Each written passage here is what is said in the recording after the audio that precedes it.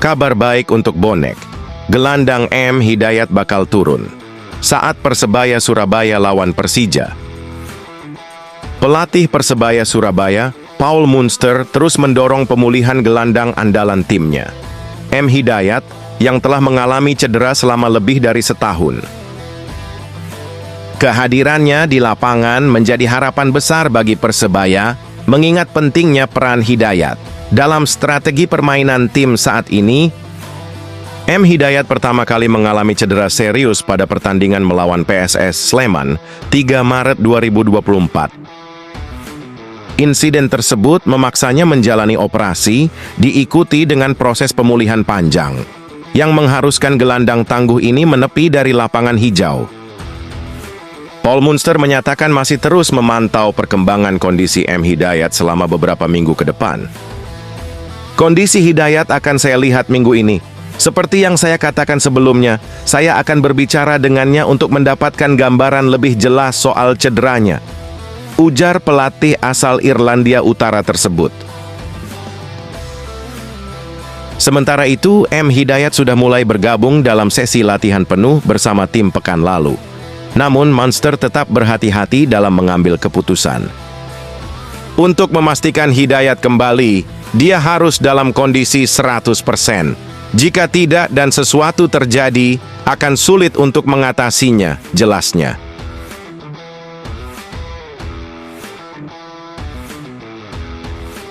Saat ini Paul Munster mempertimbangkan apakah Hidayat bisa diturunkan pada laga besar menghadapi Persija Jakarta pada Sabtu, 12 April 2025.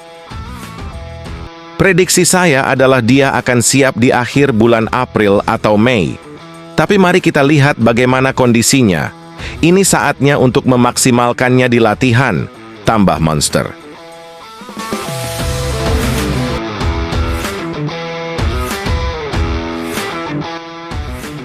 Penyerang Persebaya Surabaya senilai 4,8 miliar disorot, 7 pertandingan. Jadi penentu.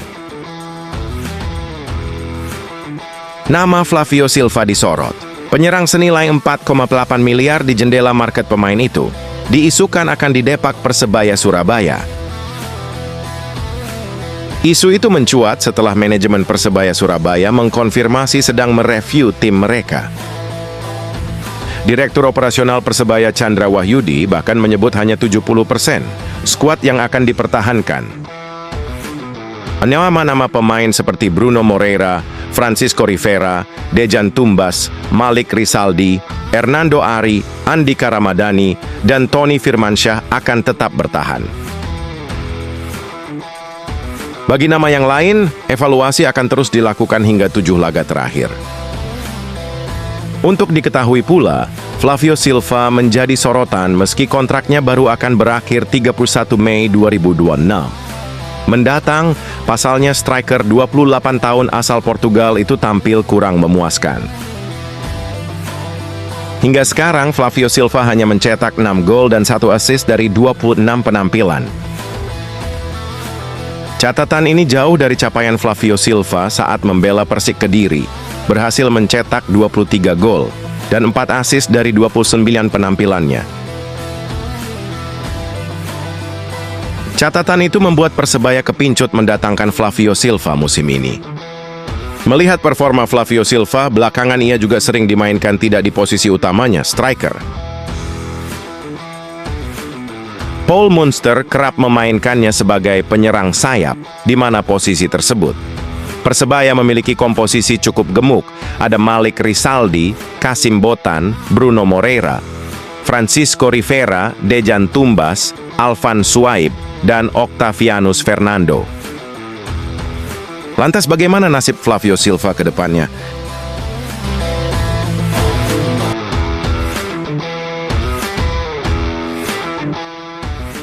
Manajemen Persebaya mulai bicara gambaran pelatih musim depan. Bagaimana dengan Paul Munster? Manajemen Persebaya bicara gambaran pelatih untuk musim yang akan datang.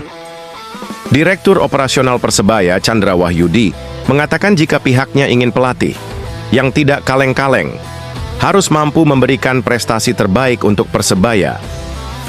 Tentu pelatih yang bisa memberikan prestasi lebih baik untuk Persebaya, karena tahun lalu Persebaya berada di peringkat 12.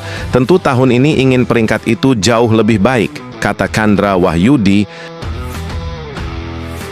Pertimbangan itu pula yang membuat manajemen Persebaya tidak mau terburu-buru menentukan nasib Paul Munster di kursi kepelatihan, di mana kontraknya akan habis akhir musim tahun ini.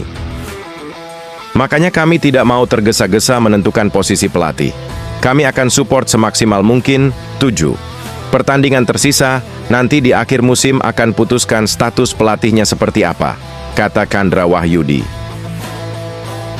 Persebaya di tangan Paul Munster memang tampil belum konsisten.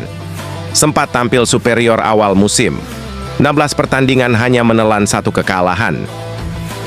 Memasuki paruh musim, performa Persebaya merosot. 6 pertandingan secara beruntun tidak menang, hanya meraih sekali imbang. Saat ini, performa Persebaya mulai naik. 3 laga terakhir tidak terkalahkan, 2 laga menang, 1 laga lainnya imbang. Imbas performa kurang konsisten itu, Persebaya yang sempat beberapa pekan memuncaki klasemen, kini terlempar ke posisi 3 dengan poin 48, selisih 1 poin dengan Dewa United, yang ada di peringkat 2. Terkait evaluasi, apakah itu pemain atau pelatih masih terus berjalan. Termasuk posisi pelatih, juga kami akan melihat sampai bagaimana pencapaiannya maksimalnya di akhir musim nanti, tegas Chandra Wahyudi. Meski belum ada keputusan final soal posisi pelatih kepala untuk musim depan, Chandra menyebut proses pembicaraan dengan kandidat pelatih musim depan sudah berjalan. Ya, tidak bisa kami sampaikan, tapi yang jelas langkah-langkah itu sudah kami pertimbangkan, pungkasnya.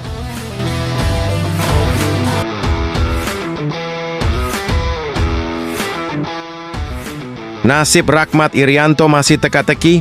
Akankah bertahan di Persib Bandung atau kembali ke Persebaya? Kontrak Rahmat Irianto bersama Persib Bandung akan berakhir pada 31 Maret 2025. Pemain berlabel Timnas Indonesia ini sebelumnya digait Persib dari Persebaya Surabaya, dengan status bebas transfer pada awal musim 2022-2023.